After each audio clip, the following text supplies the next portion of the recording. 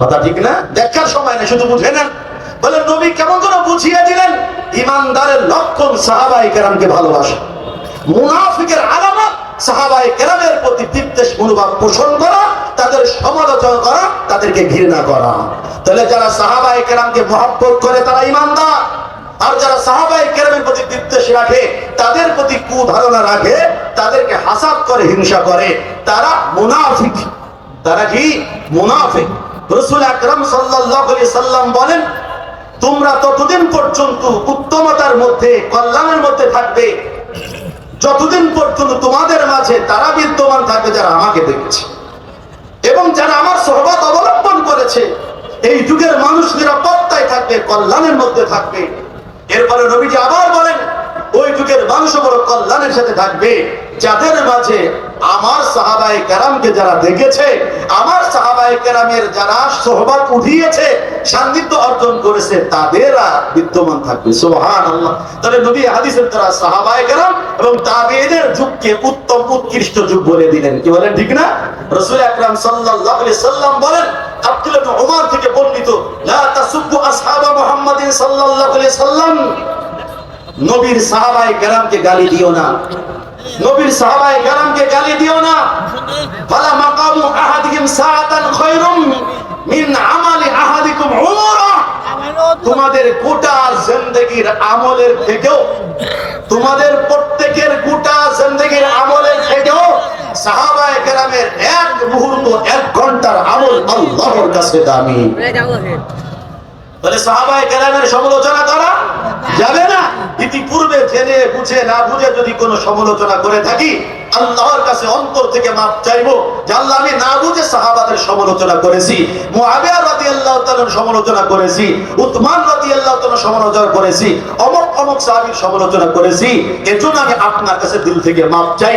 তাহলে আল্লাহ আমাদেরকে মাফ করে দিবে। সাথে সাথে সাহাবায়ে কেরামের জন্য আল্লাহর কাছে তাদের মর্তবা বুলন্দের জন্য দোয়া করা, এতেও আল্লাহ পাক আমাদের গুনাহকে ক্ষমা করে দিবেন। আল্লাহ আমাদেরকে মাফ করে দেন, বলেন আমিন। যদি কেউ সাহাবীদের সমালোচনা করে তার পরিণতি কি হবে? ইমাম মালিক রাহমাতুল্লাহ আলাইহি বলেন, ভালো করে মনে রেখো, যারা সাহাবায়ে কেরামের সমালোচনা করে, মূলত যারা সাহাবাদের ব্যাপারে কুচ্ছ রটনা করে, তাদের মনের ইচ্ছা তো নবীর ব্যাপারে কুচ্ছ রটনা করা। জোরে বলেন নাউজুবিল্লাহ। কিন্তু নবীর ব্যাপারে সরাসরি কুচ্ছ রটনা করলে তো পিঠের ছাল থাকবে না। কথা বলেন, নবীর ব্যাপারে তো কুচ্ছ রটনা করার সুযোগ তারা পায় না, এজন্য তারা সাহাবায়ে কেরামের ব্যাপারে কুচ্ছ রটনা করে। এমনকি তারা সাহাবায়ে কেরামকে বলে, অমুক সাহাবী ভালো না, তমুক সাহাবী এই করেছে, অমুক সাহাবীর ঈমান দুর্বল, অমুকের আমল দুর্বল, তার রাজনৈতিক কৌশল দুর্বল, তার কূটনৈতিক কৌশল দুর্বল, নাউযুবিল্লাহ। এরকম চিত্রাসন করে করে তাদের দোষ ত্রুটি বের করে। তো শোনো, সত্যই যদি কেউ ভালো মানুষ হতে চায়, সেজন্য সাহাবায়ে কেরামকে ভালো বলে। যে সাহাবায়ে কেরামকে ভালো বললো, সে নবীকেই ভালো বললো। ইমাম মালিক বলেছেন। ইমাম আহমদ ইবনে হাম্বল রাহমাতুল্লাহ আলাইহি বলেন, তুমি যখন দেখবে, খুব মন দিয়ে, যখন তুমি দেখবে তোমার সামনে কোনো ব্যক্তি সাহাবাদের থেকে কোনো সাহাবীর সমালোচনা করছে, তখন তুমি নিশ্চিত মনে রেখো ওই লোক ইসলাম থেকে দূরে সরে যাচ্ছে। সে ইসলাম থেকে দূরে সরে যাচ্ছে। যেই সাহাবীর বদনাম করবে সে কখনো ভালো মানুষ হতে পারে না।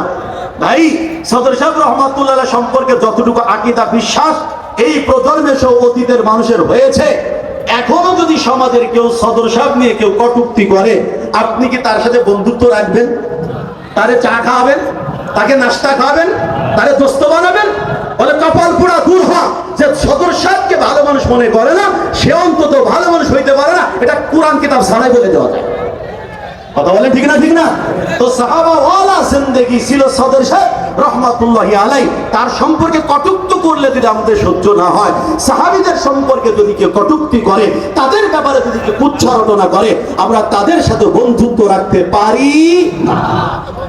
আবু যুরআ রাহমাতুল্লাহ আলাইহি তিনি বলেন, ভালো করে মনে রেখো, আল্লাহ সুবহানাহু তাবারাক ওয়া তাআলা রাসূল সাল্লাল্লাহু আলাইহি সাল্লামের কোন সাহাবী সম্পর্কে যদি কোনো ব্যক্তি বুরা ভালো বলে, তাদের দোষ ত্রুটির যদি আলোচনা করে, ভালো করে মনে রাখো সে জিন্দিক হয়ে গেছে। সে জিন্দিক হয়ে গেছে, কারণ রাসূল সাল্লাল্লাহু আলাইহি সাল্লাম সত্য তারাও রাসূল সাল্লাল্লাহু আলাইহি ওয়াসাল্লামের কাছে হকের উপরে ছিলেন। নবী সত্য, কোরআন সত্য, সেই নবীর বাণীতে, সেই কোরআনের বাণীতে সাহাবায়ে কেরাম মাগফুর, সাহাবায়ে কেরাম জান্নাতি এই ঘোষণা দেওয়া হয়েছে।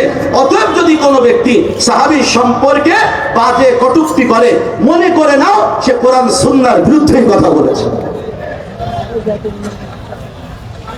এজন্য আমি আপনাদের খেদমতে এই কথাটাই শেষের দিকে আরজ করব, সাহাবায়ে কেরাম সম্পর্কে কোনো বাজে মন্তব্য, কটূক্তি তো করবই না, যারা করে তাদেরকে বুঝাবো, তাদেরকে সঠিক পথে আনার চেষ্টা করব। আল্লাহ সাহাবা